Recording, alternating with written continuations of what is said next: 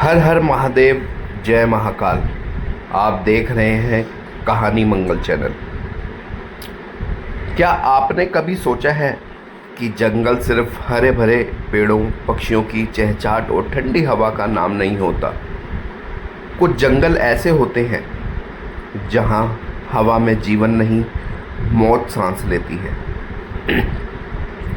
उत्तराखंड के एक दूर दराज पहाड़ी इलाके में एक ऐसा ही जंगल है, कपाल वन, यानी खोपड़ियों का जंगल।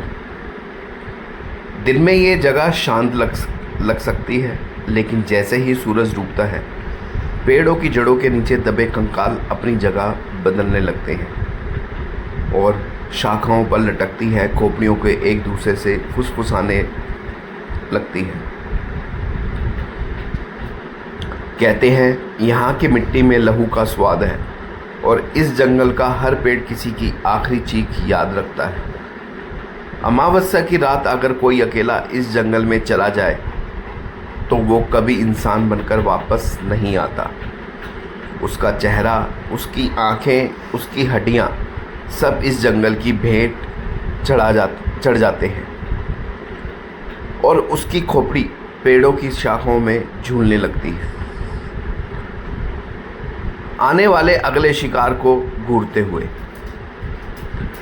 आज मैं आपको उसी जंगल की कहानी सुनाने वाला हूँ, लेकिन सावधान, क्योंकि कहते हैं इस जंगल का नाम भी बार बार लेने से इसके साए आपके घर तक पहुँच सकते हैं।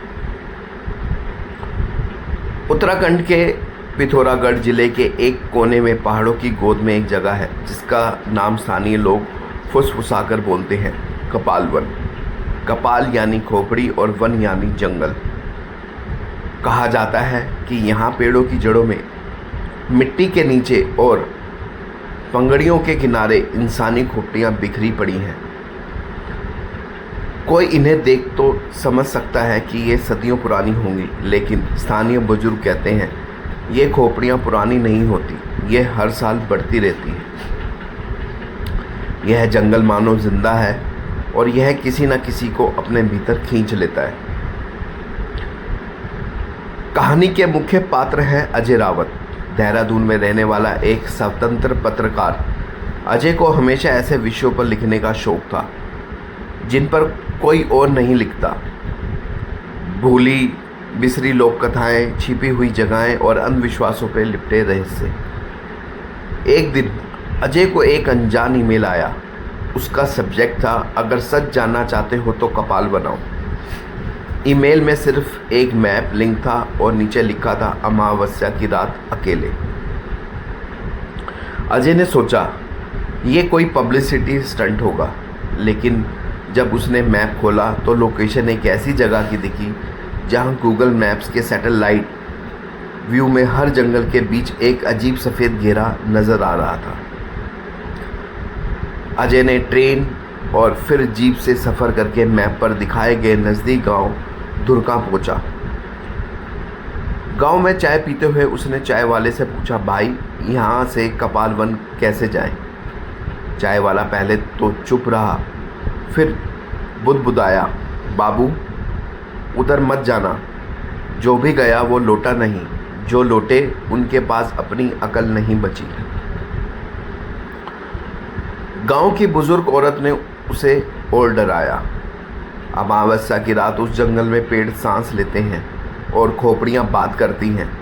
अगर उनकी आवाज़ सुन ली तो तेरा चेहरा भी किसी दिन उन खोपड़ियों में जुड़ जाएगा।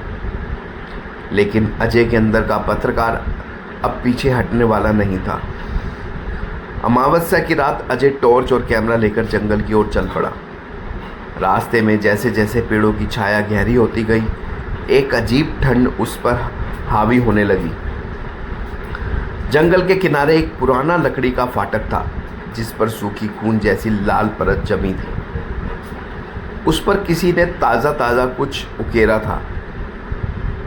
अंदर आने वाले मरने के लिए तैयार हो जाओ। अजय ने कैमरे का रिकॉर्ड बटन दबाया और अंदर चला गया। कुछ कदम चलते ही टॉर्च की रोशनी में पेड़ों की जड़ों के पास कुछ चमका। अजय झुका और उसके हाथ कांप उठे। वो एक इंसानी खोपड़ी थी, बिल्कुल साफ, बिना मिट्टी के। चारों तरफ उसने टॉर्च घुमाई तो महसूस हुआ कि पूरा जंगल मानो सफ़ेद कंकालों से भरा है। पेड़ों की शाखाओं पर भी खोपड़ियाँ टंगी थी, जैसे किसी ने उन्हें सजावट की तरह टांग रखा हो। अजय ने कैमरे में फोकस करते हुए बुदबुदाया, ये किसी सीरियल किलर का काम हो सकता है। या फिर अचानक पीछे से किसी के हंसने की धीमी सी आवाज़ आई। अजय मुड़ा, वहाँ कोई नहीं था, लेकिन अब टॉर्च की रोशनी में देखा कि ज़मीन पर गीले पैरों के निशान बने हैं, जो हवा में ख़त्म हो रहे थे। वो जैसे ही आगे बढ़ा, उसके चारों ओर पेड़ों की छाल से मानो किसी ने सरसराते हुए फुसफुसाना शुरू कर दिया। रुक जा, पीछे देख। अजय ने पीछे देखा और उसका खून जम गया। एक पेड़ की छाल फटकर वहाँ से एक इंसानी चेहरा बाहर निकल रहा था। आंखें खोखली, मुंह में मिट्टी और सिर की जगह आधी टूटी खोपड़ी। अजय भागते हुए एक सूखे कुएं के पास पहुंचा। कुएं के चारों ओर खोपड़ियाँ करनी से रखी थी, जैसे किसी ने पूजा के लिए सजाई हो। अचानक उसके कैमरे की बैटरी ख़त्म हो गई, लेकिन टॉर्च की रोशनी में उसने देखा एक बूढ़ा आदमी वहाँ बैठा है। उसने कहा, तू भी अब यहाँ का हिस्सा बनेगा, जैसे बाकी बने। उस बूढ़े ने बताया कि यह जंगल पहले एक युद्ध स्थल था, जहाँ हजारों सैनिक मारे गए थे। उनकी खोपड़ियाँ यहाँ दफन थी, लेकिन एक तांत्रिक ने उन्हें बलि के लिए निकालकर जंगल को शाप दिया। अब हर अमावस्या जंगल एक नए चेहरे की तलाश करता है। अजय ने भागने की कोशिश की, लेकिन रास्ते वहीं लौट आता जहाँ से निकला था। पेड़ अब नज़दीक आ रहे थे। जड़ों में से हाथ निकलकर उसे पकड़ने लगे। अचानक उसे एहसास हुआ कि यह जंगल ज़मीन पर नहीं, बल्कि किसी और दुनिया में खींच रहा है। आखिरी चीज़ जो उसने देखी वो थी उसका खुद का कैमरा ज़मीन पर गिरा हुआ है, और उसके सामने एक नई चमकती खोपड़ी, जिसकी आंखों के गड्ढों में अब भी डर झांक रहा था। 3 दिन बाद गांव के लड़कों ने जंगल के बाहर एक कैमरा पाया। जब उन्होंने उसमें की फुटेज देखी तो आखिरी फ्रेम में सिर्फ एक चेहरा था, अजय का, लेकिन खोपड़ी बन चुका। गांव वाले कहते हैं उस रात से जंगल में एक और नई खोपड़ी आ गई है, और अब वो कैमरे में आने वाले अगले शिकार का इंतज़ार कर रही है। लेकिन क्या ये सच में अंत है, या अगली अमावस्या किसी और का नाम पुकार रही है? तो ये थी खोपड़ियों के जंगल की कहानी। एक ऐसा शाप जो सदियों से ज़िंदा है और शायद आने वाले सदियों तक रहेगा। कहते हैं उस जंगल की हर खोपड़ी सिर्फ हड्डी नहीं, बल्कि एक अधूरी चीख है, एक अधूरा डर जो हमेशा अगले शिकार का इंतज़ार करता है। अजय की तरह कई लोग सच जानने के लालच में वहाँ गए, लेकिन जो लौटे उनकी आंखों में हमेशा एक खालीपन रहा, और जो नहीं लौटे उनकी पहचान सिर्फ पेड़ों पर झूलती एक खोपड़ी की बनकर रह गई। अगर कभी आपको किसी सुनसान जगह पर चलते चलते पेड़ों की शाखाओं में सफ़ेद सी चमक दिखाई दे, तो रुक जाना, क्योंकि हो सकता है वो कोई पुरानी खोपड़ी आपको देख रही हो, और अगर आपने उसकी नज़र का जवाब दे दिया तो शायद अगली अमावस्या आपकी आखिरी रात बन जाए। तो अगली बार जब आप किसी जंगल में कदम रखें, अपने आसपास की खामोशी को ध्यान से सुनिए, क्योंकि हो सकता है कपालवन का साया आपके पीछे चल रहा हो। वीडियो पसंद आई हो तो लाइक करें, चैनल को सब्सक्राइब करें। मिलेंगे नेक्स्ट वीडियो में एक नई रहस्यमयी कहानी के साथ और एक नए डर के साथ। तब तक ध्यान रखिए और बत्ती बंद करके मत सोइएगा।